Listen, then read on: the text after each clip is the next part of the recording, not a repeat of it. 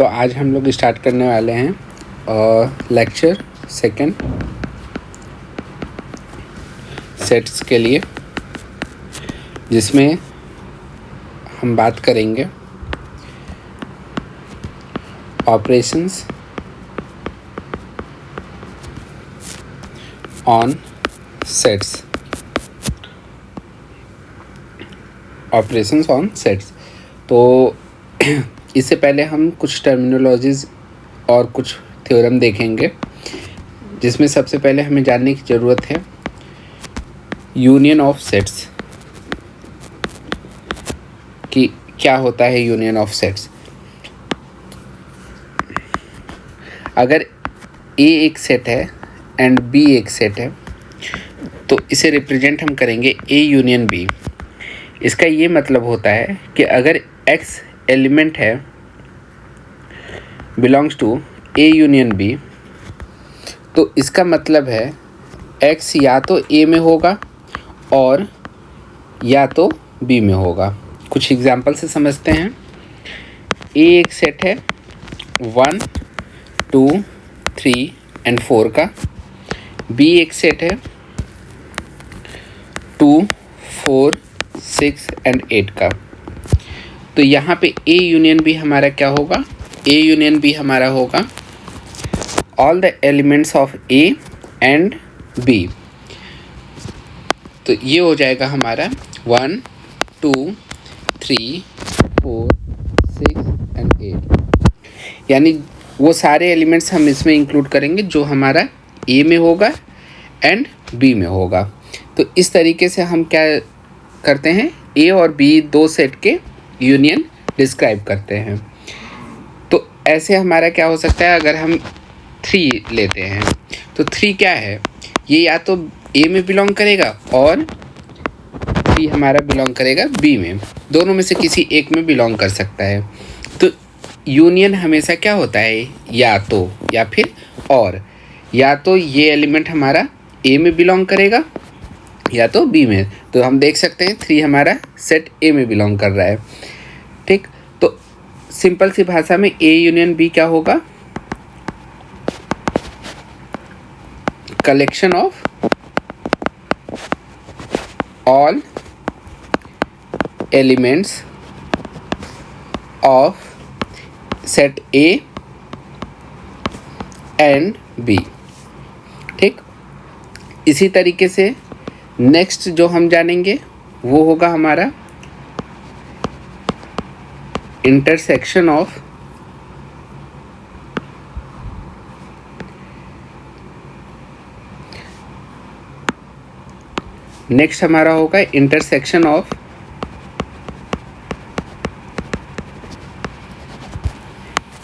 Sets. इसमें क्या होता है, इंटरसेक्शन का मतलब, अगर हम बात करें इंटरसेक्शन का, तो हम लोगों को पता होगा इंटरसेक्टिंग लाइन क्या होती हैं।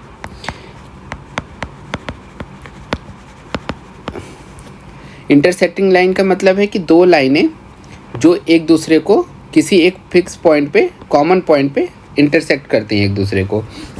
इसी तरीके से दो सेट अगर हैं हमारे A एंड B, तो इन दो सेट के लिए हमारा क्या होगा कि वो एलिमेंट्स जो A में भी हैं एंड B में भी हैं, उसे हम रिप्रेजेंट करेंगे A इंटरसेक्शन B से। उसका सिंबल होगा हमारा इस तरीके से। तो A इंटरसेक्शन B हमारा क्या हो जाएगा, X such that X belongs to A intersection B such that X belong to A and X belongs to B। ठीक, यानी X एक ऐसा एलिमेंट है जो A में भी है, सेट A में भी है एंड सेट B में भी है। तो इस तरीके से एक एग्जांपल लेते हैं। A एक सेट है 1, 2, 3, 4, 5 का एंड B एक सेट है 3, 5, 7, 9, 11 का। तो यहाँ पे अगर हम बात करें कि A इंटरसेक्शन B क्या होगा हमारा, तो वो सारे एलिमेंट जो दोनों में कॉमन हैं। तो कॉमन अगर हम देखें तो 3 है एंड 5 है। तो ये एलिमेंट हमारा क्या हो जाएगा, ए इंटरसेक्शन बी, तो हम यहाँ पे क्या ऑब्जर्व कर सकते हैं कि 3 जो है वो बिलोंग्स टू ए है and also 3 belongs to B. तो इस तरीके से हमारा ये निकल कर आया क्या, ए इंटरसेक्शन बी। तो हम इसे कह सकते हैं कि वो सारे एलिमेंट जो दोनों ही सेट में कॉमन है। अब अगर आगे बढ़े तो आगे हमारा होगा डिसजॉइंट सेट। डिसजॉइंट सेट ये क्या होता है? डिसजॉइंट सेट में ऐसा कि ए इंटरसेक्शन बी जो होगा वो हमारा 5 होगा। क्यों? क्योंकि ये डिसजॉइंट, यानी डिसजॉइंट का मतलब है कि ऐसे एलिमेंट्स जो दोनों में अवेलेबल ना हो। जैसे अगर ए एक एलिमेंट है 1 2 3 4 का और बी एक एलिमेंट है 5 6 7 एंड 8 का, तो यहाँ पे अगर हम ए इंटरसेक्शन बी निकालें तो ये हमारा कितना हो जाएगा? एक भी एलिमेंट कॉमन नहीं है दोनों में, ठीक है। इसमें 1 2 3 4 है, इसमें 5 6 7 8 है। इसका मतलब है कि एलिमेंट कैसा होगा? 5 होगा, यानी नो कॉमन एलिमेंट्स, ठीक। तो ए इंटरसेक्शन बी में हमारा कोई भी कॉमन एलिमेंट नहीं होगा। ऐसे सेट को क्या कहते हैं? डिसजॉइंट सेट्स, ठीक। इसके बाद अगर हम पढ़ें तो नेक्स्ट हमारा होगा इंटरसेक्टिंग। अगर डिसजॉइंट सेट में हमारा ए इंटरसेक्शन बी क्या है? 5 है, तो इंटरसेक्टिंग सेट में क्या होगा? इंटरसेक्टिंग सेट्स में हमारा क्या होगा? ए इंटरसेक्शन बी हमारा will not be equal to 5, यानी अगर इंटरसेक्टिंग सेट्स है तो उसमें हमारे कोई ना कोई कॉमन एलिमेंट्स होंगे। Common elements will be there, ठीक। तो इस तरीके से हमारा ए इंटरसेक्शन बी क्या हो जाएगा? Will not be equal to 5 होगा, ठीक। इस तरीके से हमारा 2 चीज़ें हमें समझ में आती हैं, बेसिक कॉन्सेप्ट कि डिसजॉइंट सेट्स क्या होते हैं जिसमें कोई भी एलिमेंट कॉमन ना हो, और इंटरसेक्टिंग सेट क्या होते हैं जिसमें एलिमेंट हमारे कॉमन हो, ठीक है, 5 ना हो। इसके बाद अगर हम देखें तो नेक्स्ट टॉपिक हमारा होगा difference of sets. Difference of sets. तो डिफरेंस ऑफ सेट्स का क्या मतलब है कि ए एक सेट है,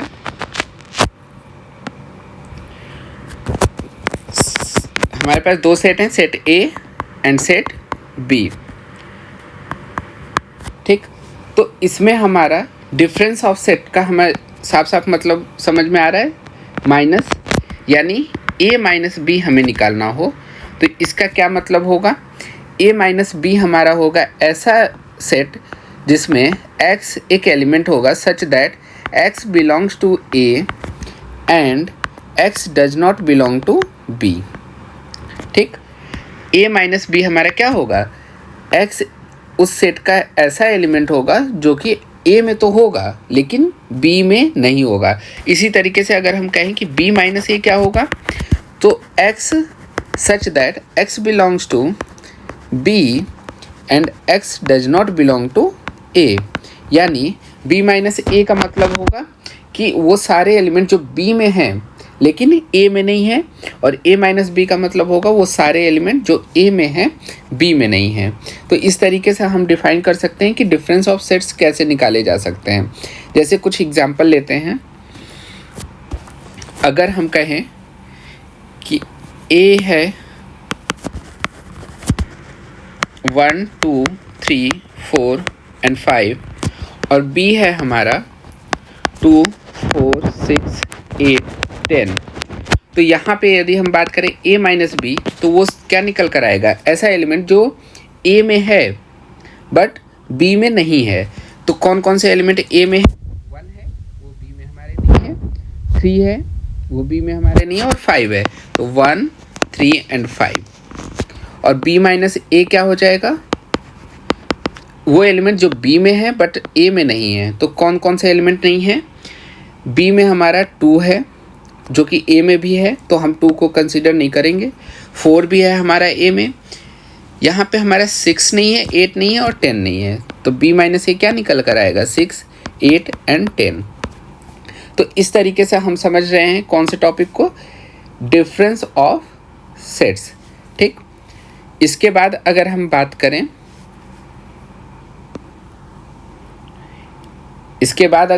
करें,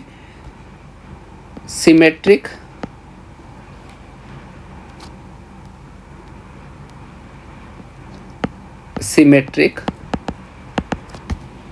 difference of two sets.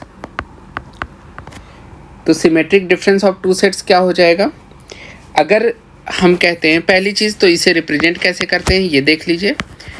A triangle का साइन बनेगा is equal to A minus B union B minus ए।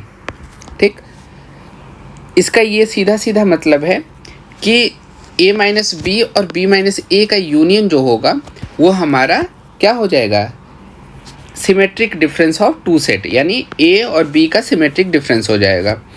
तो एक एग्जांपल लेते हैं, जैसे ऊपर वाले ही एग्जांपल में अगर हम देखें तो ऊपर वाले एग्जांपल में हमारा a माइनस बी कितना था, a माइनस बी हमारा था 1 3 एंड 5, और b माइनस a कितना था, ये हमारा था 6 8 एंड 10।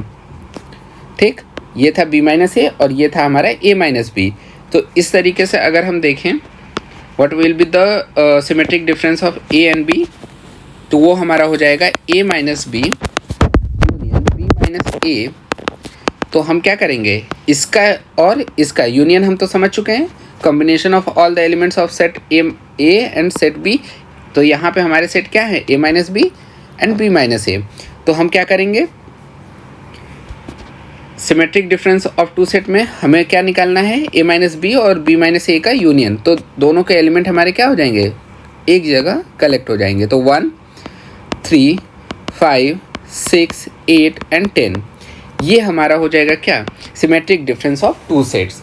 इस तरीके से अगर हम देखें तो हमें ये क्या क्या चीज़ें समझ में आ गई, हमें समझ में आ गया कि यूनियन ऑफ सेट क्या होता है, दो सेट के सारे एलिमेंट का कॉम्बिनेशन होता है। ठीक है, उसके बाद इंटरसेक्शन ऑफ सेट क्या होता है, तो इंटरसेक्शन ऑफ सेट हमारा होता है common elements of two set. ठीक, इसके बाद अगर हम देखें डिसजॉइंट ऑफ सेट क्या होता है, तो डिसजॉइंट होता है हमारे टू सेट के जो इंटरसेक्शन होते हैं वो 5 होते हैं, यानी दो ऐसा सेट जिसके कोई भी एलिमेंट कॉमन नहीं है। अगला टॉपिक हमारा जो हम पढ़े हैं वो है हमारा इंटरसेक्टिंग सेट्स, जिसमें हमारा ए इंटरसेक्शन बी जो है वो 5 नहीं हो सकता, यानी नल सेट नहीं हो सकता है, उसमें कुछ ना कुछ हमारा क्या होगा, कॉमन होगा। इसके बाद अगर हम बात करें डिफरेंस ऑफ सेट्स, तो डिफरेंस ऑफ सेट्स में हमारा दो सेट हैं, set A and set B, जिसमें ए माइनस बी हमारा क्या होगा, ऐसा एलिमेंट जिसमें x एक ऐसा एलिमेंट होगा जो a में तो बिलोंग करेगा लेकिन b में बिलोंग नहीं करेगा। और अगर b माइनस ए देखेंगे तो उसमें क्या होगा, x जो एलिमेंट है वो b में बिलोंग करेगा लेकिन a में बिलोंग नहीं करेगा। इसी तरीके से अगर हम आगे बढ़ें तो symmetric difference of two sets भी हमने पढ़ा, उसमें a minus B is equal to क्या हो जाएगा, A symmetric difference of a and b क्या हो जाएगा, वो हो जाएगा हमारा a minus B union b minus a। इस तरीके से हम ये समझ सकते हैं कि क्या होता है symmetric difference of two sets. ठीक, इसके बाद जो हमें पढ़ना है वो है हमारा topic complement of a set. ठीक, कॉम्प्लीमेंट ऑफ अ सेट क्या होता है, जैसे अगर हम बात करें कि ए एक एलिमेंट है 1 एक एलिमेंट है, ठीक, एक सेट है, सॉरी 1 2 3 4 एंड 5 का, तो ए कॉम्प्लीमेंट हमारा क्या हो जाएगा, और यू हमारा क्या है, यूनिवर्सल सेट है, ठीक, यूनिवर्सल सेट है, तो ए कॉम्प्लीमेंट हमारा क्या हो जाएगा, यू माइनस ए हो जाएगा, ठीक है। यानी जितने एलिमेंट ए के हैं उसको छोड़ के बाकी सारे एलिमेंट ऑफ यूनिवर्सल सेट क्या हो जाएंगे, हमारे ए कॉम्प्लीमेंट हो जाएंगे। जैसे एक एग्जांपल ले लेते हैं कि ए और ए एक एलिमेंट है, मान लेते हैं 1 2 3 एंड 4 5, और यूनिवर्सल सेट हमारा है 1 2 3 4 5 6 7 8, इस तरीके से। तो ए कॉम्प्लीमेंट हमारा क्या होगा, u माइनस ए। तो हमें पता है कि डिफरेंस ऑफ टू सेट क्या होते हैं, डिफरेंस ऑफ टू सेट हमारे क्या होते हैं, all the elements of u but not the a। तो इसमें हमारा क्या हो जाएगा, u minus A is equal to क्या बचेगा, अगर हम इन सारे एलिमेंट्स को हटा दें 1 to 5, तो 1 to 5 हटाने के बाद हमारे पास क्या बच रहा है यूनिवर्सल सेट का 6 7 8। तो हमारा जो ए कॉम्प्लीमेंट होगा वो होगा 6 7 8। तो इस तरीके से अगर हम देखें तो अगर हम ए इंटरसेक्शन ए कॉम्प्लीमेंट अगर निकालना चाहें तो ये हमारा क्या होगा 5। क्यों, क्योंकि दोनों सेट के यानी ए कॉम्प्लीमेंट और ए में कोई भी एलिमेंट सेम नहीं है, इसलिए A intersection of A complement will be 5। ठीक, इतना समझ में आया। इसके बाद अगर हम बात करें कुछ और एग्जाम्पल के, तो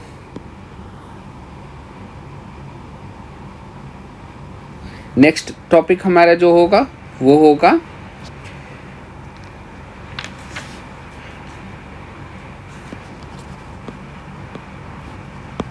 laws of operations on sets. Laws of operations on sets, तो इसको अगर हम पढ़ें तो थ्योरम 1 हमारा जो होगा उसको हम बोलते हैं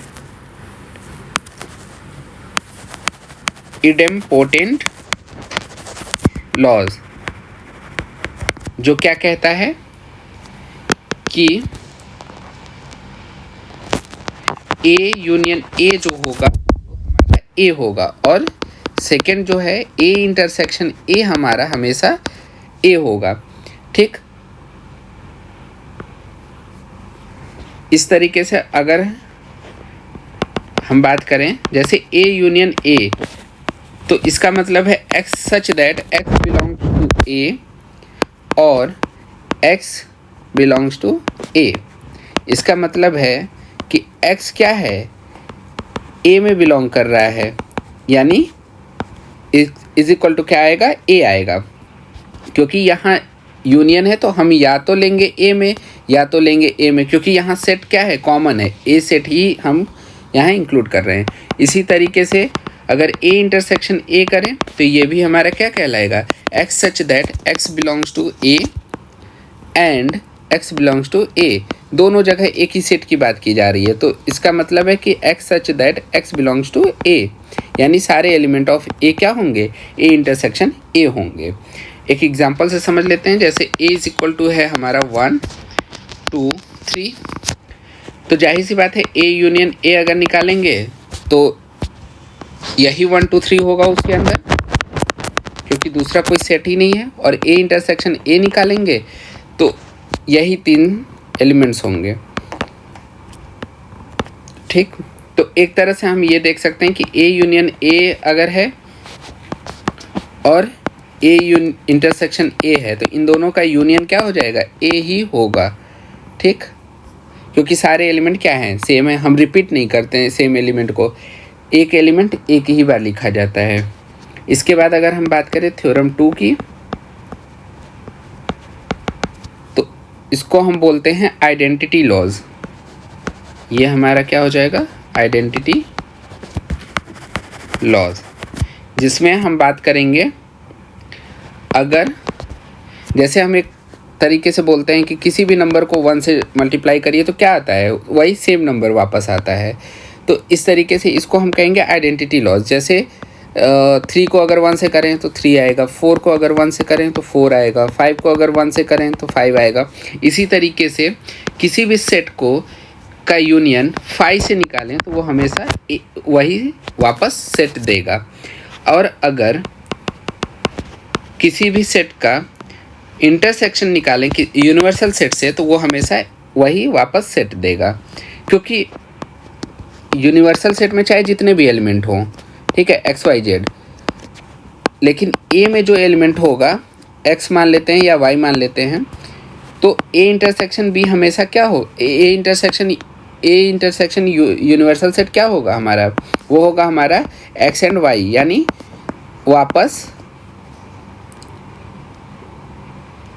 वापस हमारा क्या देगा, सेट ए ही देगा वो, ठीक।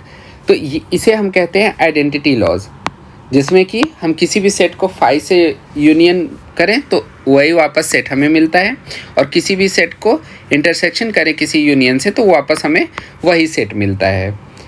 उसके बाद अगर हम बात करें थ्योरम 3 की, तो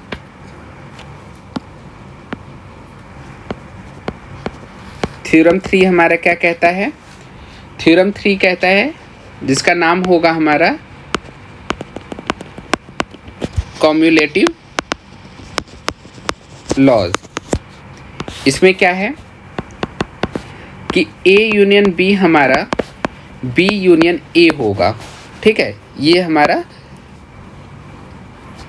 कॉम्युलेटिव लॉज है। दूसरा होगा ए इंटरसेक्शन बी बराबर होगा A intersection B intersection A के, ये हमारा कॉम्युलेटिव लॉज में आता है, ठीक। ये सिंपल समझ में आ रहा होगा। इसके अगला हम देखते हैं थ्योरम 4, जो हमें कहता है एसोसिएटिव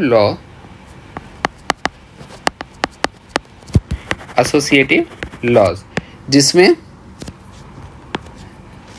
हमारा अगर बात करें, जैसे हम पढ़ते हैं a प्लस बी प्लस सी, तो इसको हम लिख सकते हैं a प्लस बी प्लस सी, इस तरीके से लिख सकते हैं। एसोसिएटिव लॉ इसी को कहते हैं।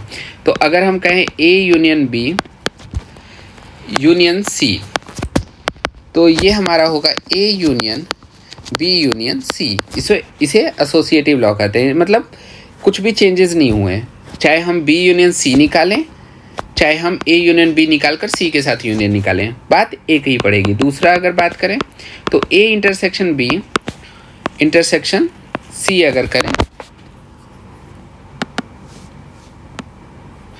तो ये इक्वल टू होगा a intersection b intersection c, ठीक है। चाहे हम b इंटरसेक्शन c करके निकालें, चाहे a इंटरसेक्शन b करके c के साथ निकालें इंटरसेक्शन, ये हमेशा सेम होगा। इसे हम एसोसिएटिव लॉज कहते हैं, ठीक। अगर थ्योरम 5 की बात करें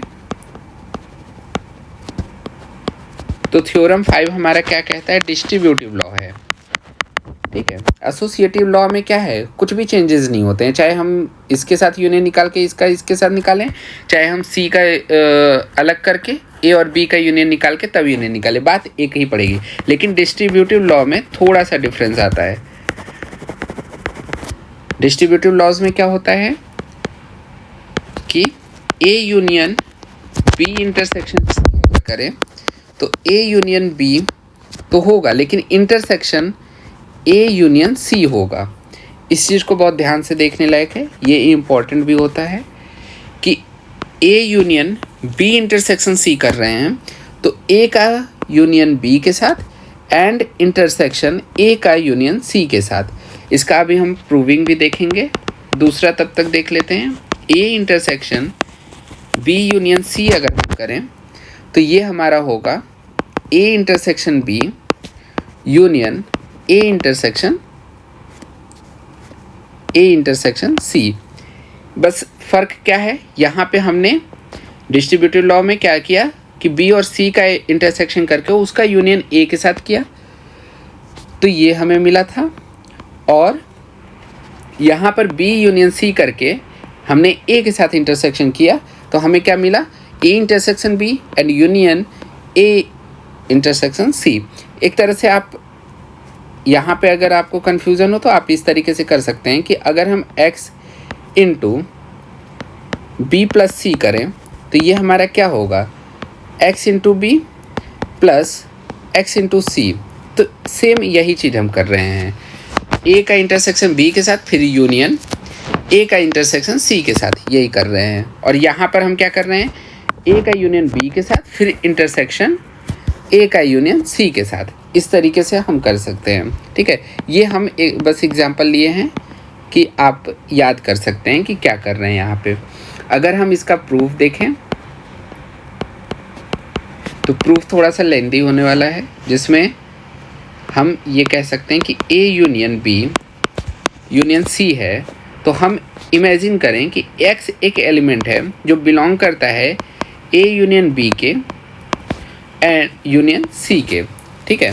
तो यहाँ से हमारा क्या आएगा, x बिलोंग्स टू, या तो वो a यूनियन b में बिलोंग कर रहा होगा और या तो वो c में बिलोंग कर रहा होगा, क्योंकि यहाँ पे क्या है, x बिलोंग्स टू क्या आ रहा है हमारा, x बिलोंग्स टू आ रहा है a union b and union c। तो यहाँ पे अगर हम बात करें, एक सेकेंड,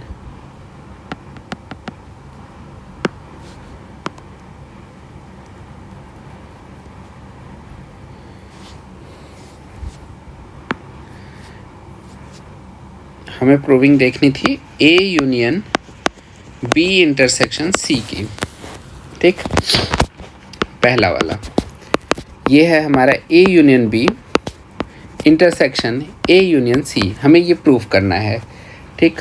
तो यहाँ पे अगर हम देखें तो लेट करते हैं x belongs to a union b intersection c का, यानी x एक एलिमेंट है जो a union b intersection c में बिलोंग करता है। इसका मतलब क्या है, इसका मतलब ये तो होता है हमारा क्या, और जहाँ यूनियन लगा हो उसका मतलब है और जहाँ इंटरसेक्शन लगा हो उसका मतलब है एंड, यानी दोनों में है या फिर किसी एक में है। तो यहाँ से हम क्या निकाल सकते हैं, x बिलोंग्स टू a और, ठीक है, इसको ओपन कर रहे हैं हम लोग, x बिलोंग्स टू a और x belongs to b intersection c, ये हो सकता है पॉसिबिलिटी।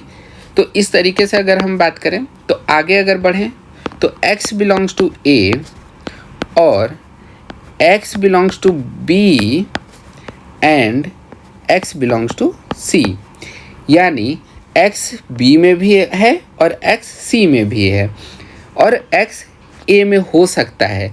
तो ये पॉसिबिलिटी है कि हो सकता है कि x जो है वो a में भी हो और इन दोनों में भी हो, क्योंकि इसको हम ओपन करेंगे तो क्या मिलेगा, हमें ये वाला स्टेटमेंट मिलेगा कि x हमारा b में भी है एंड c में भी है।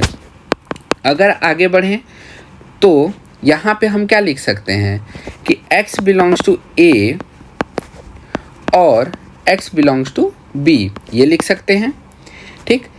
एंड लिख सकते हैं x बिलोंग्स टू a और x बिलोंग्स टू c। तो ये यहाँ पे हमारा क्या आ रहा है, और आ रहा है, तो इसका स्टेटमेंट हमारा क्या हो जाएगा, x belongs to a union b, ठीक, और यहाँ पे and x belongs to a union c। तो ये हमारा क्या देगा, ये हमारा देगा x belongs to a union b intersection a union c। तो आपको यहाँ से फॉर्मूला क्या मिल गया, ये चीज़ प्रूफ हो गई कि x union b intersection c का मतलब क्या होगा, x union b intersection x union c, ये हमारा प्रूफ, ठीक। इसी तरीके से हम अगर सेकंड को प्रूफ करना चाहें तो उसे भी हम लोग प्रूफ कर सकते हैं। अब बात करते हैं थ्योरम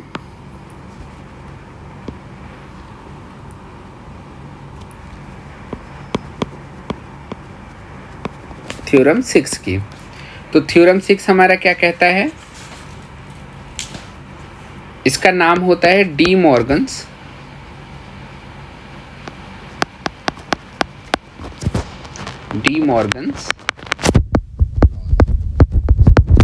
ठीक।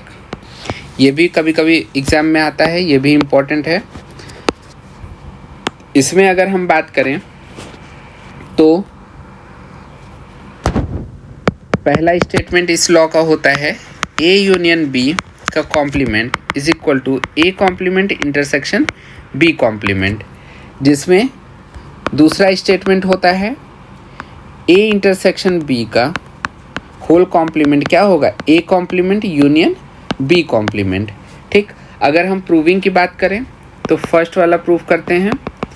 क्या है फर्स्ट, ए यूनियन बी का whole complement is equal to A complement intersection B complement. तो यहाँ पे अगर हम बात करें, सपोज करें कि x एक एलिमेंट है जो a यूनियन b का होल कॉम्प्लीमेंट में बिलोंग करता है। इसका मतलब है कि x बिलोंग्स टू a है, ठीक, x बिलोंग्स टू a। अगर a यूनियन b का कॉम्प्लीमेंट में x बिलोंग करता है तो इसका मतलब है कि a यूनियन b के सेट में x बिलोंग नहीं करेगा। इसका मतलब है x does not belongs to a and x does not belong to b। ठीक, इसका मतलब है कि x जो है वो बिलोंग करेगा किस में, सेट a में एंड सेट a कॉम्प्लीमेंट में, and x belongs to b complement. इसका मतलब है x belongs to a complement intersection b complement. ठीक, इसको एक एग्जांपल से भी हम ले सकते हैं। जैसे a है हमारा 1 2 3 4 5 और b है हमारा 2 4 6 8। तो अगर हम बात करें a यूनियन b का, तो a यूनियन b क्या होगा, 1 2 3 4 5 6 एंड 8 ये होगा। और अगर हम एक यूनिवर्सल सेट ले लें, u यूनिवर्सल सेट, जो हमारा हो जाएगा, यहाँ पे अगर हम बात करें a कॉम्प्लीमेंट का, तो a कॉम्प्लीमेंट हमारा क्या हो जाएगा, वो सारे एलिमेंट जो u के बाहर हैं, a के बाहर हैं। यानी अगर हम u ले लें 1 2 3 4 5 6 7 8 9 10, तो हम एक चीज़ देखेंगे कि 1 2 3 4 5 a में है, तो a कॉम्प्लीमेंट हमारा क्या हो जाएगा, 6 7 8 9 10 ये हो जाएगा। b कॉम्प्लीमेंट हमारा क्या हो जाएगा, 2 4 6 8 है, तो 2 हटा देंगे, 4 हटा देंगे, 6 हटा देंगे, 8 हटा देंगे, तो बचे हुए एलिमेंट हमारे क्या हो जाएंगे, बी कॉम्प्लीमेंट हो जाएंगे। तो ये होगा 1 3 5 7 9 एंड 10। ठीक, तो हमारा स्टेटमेंट क्या कहता है कि ए यूनियन बी का कॉम्प्लीमेंट क्या होगा, A complement intersection B complement. तो अगर हम यहाँ से निकालना चाहें, इन दोनों से क्या निकालना चाहें, A complement intersection B complement, तो हमारा क्या आएगा, इन दोनों में कॉमन क्या है, इन दोनों में कॉमन हमारा 6 7 8 9 10 है, तो 9 और 10 होगा और 7 होगा। ठीक है, और कुछ तो कॉमन है नहीं, तो 7 9 एंड 10 ये होगा इक्वल। और ए यूनियन बी का होल कॉम्प्लीमेंट क्या हो जाएगा, ए यूनियन बी हमारा क्या था, 1 2 3 4 5 6 और 8 था। तो इसके अलावा कौन कौन से एलिमेंट हैं, इसके अलावा यूनिवर्सल सेट में हमारे कौन कौन से एलिमेंट हैं, वो हमारे हो जाएंगे इसके अलावा, यानी 1 2 3 4 5 और 6 और 8, यानी ए यूनियन बी हमारा क्या होगा, ए यूनियन बी का होल कॉम्प्लीमेंट क्या हो जाएगा, 7 9 एंड 10। अब आपको दिख रहा होगा कि ए यूनियन बी का होल कॉम्प्लीमेंट क्या है, A complement intersection B complement. तो इस तरीके से हम डी मॉर्गन्स लॉ को प्रूव कर सकते हैं। ठीक, अगला है हमारा थ्योरम 7। ठीक, तो थ्योरम 7 हमारा क्या कहता है, A is a subset of B, यानी B complement will be the subset of A complement. ठीक है, दूसरा है A minus B is equal to A intersection B complement. तीसरा है हमारा A माइनस B का intersection with B will be 5। और फोर्थ हमारा है A minus B union B minus A is equal to A union B minus A intersection B। ठीक है, और फिफ्थ है हमारा A minus B is equal to A such that A intersection B is equal to 5। तो इनकी proving अगर हम देखने जाएं, या तो इसे याद कर लिया जाए या तो इसकी प्रूविंग अगर आप देखेंगे तो A एक सबसेट है, सिंपल सी बात है, A सबसेट है B का, यानी A के सारे एलिमेंट B में होंगे। तो अगर B कॉम्प्लीमेंट निकाला जाए तो B कॉम्प्लीमेंट क्या होगा, B कॉम्प्लीमेंट ऐसा होगा जो सारे एलिमेंट B में नहीं होंगे, और A अगर निकाला जाए तो A के भी सारे एलिमेंट B में नहीं होंगे। तो A कॉम्प्लीमेंट क्या होगा, यूनिवर्सल सेट में बचे हुए सारे एलिमेंट होंगे। तो सारे एलिमेंट जो यूनिवर्सल सेट में बचे हुए होंगे वो उनमें क्या होगा, B कॉम्प्लीमेंट के भी सारे एलिमेंट मिल रहे होंगे। तो इसलिए B कॉम्प्लीमेंट क्या होगा, सबसेट ऑफ A होगा। जैसे अगर हम एग्जांपल लेके बात करें तो 1 2 3 ये एक यूनिवर्सल सेट है, 4 5 6 7, इस तरीके से A एक सेट ले लेते हैं जिसमें है 1 and 3, B एक सेट ले लेते हैं जिसमें है 2 and 4। तो अगर हम देखें तो A अगर यहाँ पे 1 2 and 3 and 4, तो A जो है वो अगर सबसेट है B का, तो अगर हम यहाँ पे बात करें A कॉम्प्लीमेंट की, तो A कॉम्प्लीमेंट हमारा क्या होगा, 1 और 3 के अलावा, यानी 2 4 5 6 and 7 ये होगा A कॉम्प्लीमेंट। और B कॉम्प्लीमेंट अगर देखें तो 1 2 3 4 को छोड़ के बाकी सारे होंगे, यानी 5 6 7। तो आप एक चीज़ नोटिस करेंगे कि B कॉम्प्लीमेंट के सारे एलिमेंट जो हैं वो A कॉम्प्लीमेंट में हैं। तो एक चीज़ ध्यान रखिएगा कि कोई भी सेट अगर दूसरे सेट का सबसेट है तो उसी का जस्ट अपोजिट होगा B कॉम्प्लीमेंट में, कि B का कॉम्प्लीमेंट जो होगा वो सबसेट होगा A कॉम्प्लीमेंट का। ठीक है, तो इस तरीके से हम थ्योरम को प्रूव कर सकते हैं।